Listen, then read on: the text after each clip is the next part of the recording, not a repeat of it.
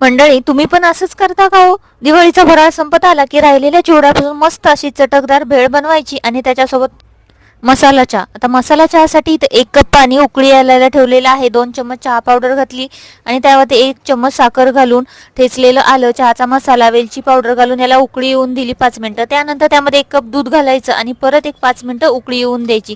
त्यानंतर आपली चहा आहे ती तयार होते. आता आपण इथं भेळ करण्यासाठी जे दिवाळीमधले राहिलेले चिवडे जे काही राहिले असतील त्याच्यातील सगळे चिवडे घ्यायचेत आणि ते आपण मिक्स करून घेणार आहे. आता इथे चहाला आपल्या चांगली उकळी आलेली, तर बघू शकता अजून 2 मिनिटं काढणार आहे उकळी.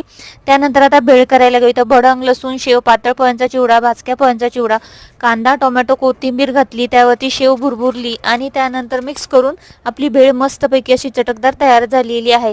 चला तर मग चहा पण तयार झालेला आहे आणि भेळ पण तयार झालेली. तुम्हाला कशी वाटली ते नक्की करून बघा आणि चॅनलला सबस्क्राईब करायला विसरू नका.